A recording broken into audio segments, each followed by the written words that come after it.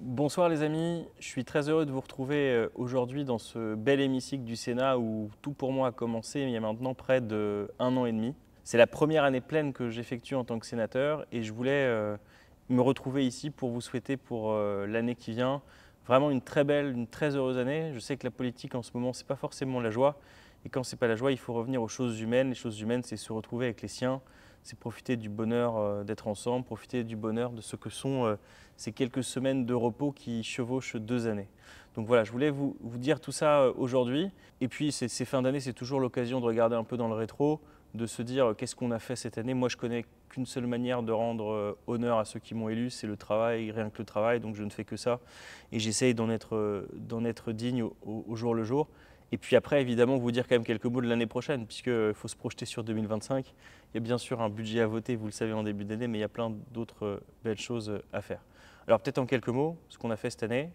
D'abord, on a obtenu que les socialistes, et je remercie mes collègues, me fassent confiance pour que je sois rapporteur de cette commission d'enquête sur les eaux embouteillées. Vous avez sans doute suivi ces scandales à répétition dans le monde des eaux embouteillées, le fait que des minéraliers, de nombreux minéraliers d'ailleurs, parce qu'on considère que plus de 30% du secteur a eu des pratiques illégales, ces minéraliers ont utilisé des traitements qui n'étaient pas autorisés. Et donc c'est une fraude aux consommateurs qui pendant des années a cru qu'il achetait de l'eau minérale naturelle et en fait qui n'était pas naturelle puisqu'elle était traitée. Et évidemment c'est une fraude qui a un prix.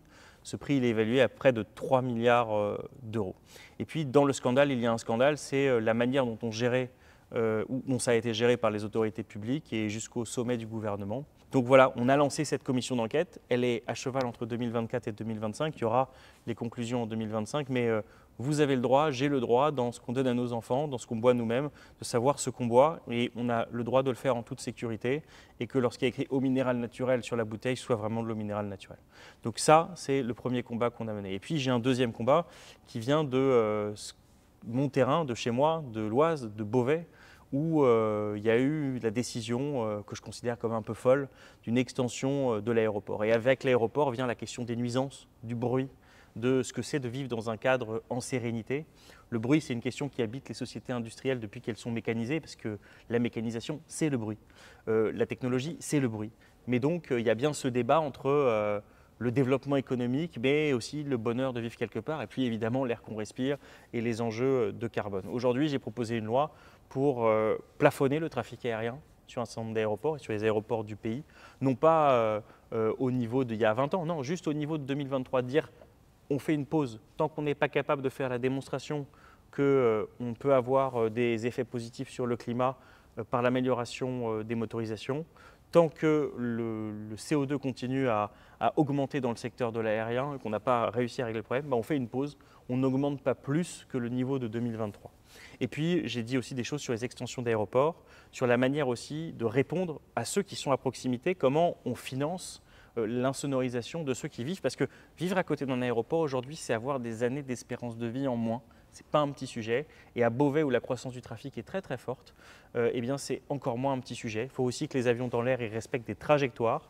Il y a des aéroports où les sanctions de la CNUSA, qui est l'autorité qui régule le secteur, n'ont pas lieu. Eh bien nous, on veut qu'à Beauvais comme ailleurs, les sanctions elles s'appliquent à ceux qui ne respectent pas la loi. Puis on s'est battu aussi sur le sujet des PFAS, qui est pareil, un sujet dans l'Oise, vous savez, ces polluants éternels qui progressent, où là on a été dans l'hémicycle pour faire voter une loi qui permette de s'assurer, j'ai déposé moi-même quelques amendements sur la question atmosphérique de ces polluants éternels, une loi qui permette de réguler leur utilisation, qu'il y en ait peut-être encore dans certains secteurs où ils sont indispensables et où il y a un vrai intérêt public, mais que là où ce n'est pas indispensable, eh ben on passe à d'autres substituts qui existent. Voilà ce qu'on a fait aussi au Parlement. Et puis vous voyez, dans cet hémicycle, j'ai emmené un youtubeur, il s'appelle Ludovic B.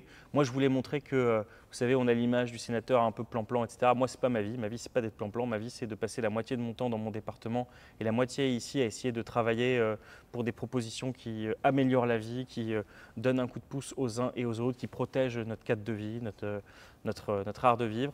Donc voilà, c'est ce que j'essaye de faire tout au long de l'année. On a fait rentrer un youtubeur ici. Il y a eu un très gros succès autour de cette vidéo qui a été vue aujourd'hui plus de 200 000 fois, avec des gens qui s'intéressent, des gens qui encore me croisent aujourd'hui, me posent des questions sur cette fonction. Et c'est toujours un bonheur de faire découvrir le travail parlementaire, les activités de contrôle. Et d'ailleurs, cette maison, c'est la maison du peuple. que vous soyez de l'Oise ou d'ailleurs, si vous voulez venir le visiter, écrivez-moi. Moi, je fais rentrer tous ceux qui le souhaitent parce que c'est chez vous ici. Avant d'être chez nous, c'est chez tout le monde et chez tous les Français. Surtout ici, qui est l'Assemblée des territoires. C'est ce que dit la Constitution. Donc vous êtes chez vous, vous êtes le bienvenu au Sénat si vous voulez le visiter. Je m'arrangerai. Je l'ai fait à plusieurs reprises pour que chacun puisse venir. Et puis, je passe un petit message aussi parce qu'on en reçoit beaucoup. On essaie d'y faire droit. Mais si vous avez envie de faire un stage, moi, soit j'arrive à vous prendre, soit je passe le CV pour essayer de venir découvrir cet endroit. Dernier point peut-être pour vous dire aussi de ce qui a été cette année riche. Il y a eu une législative anticipée que personne n'avait anticipée. Moi, en tant que sénateur, j'ai travaillé sur quoi? Je travaillais sur notre projet. J'ai été dans les équipes du chiffrage de ce projet.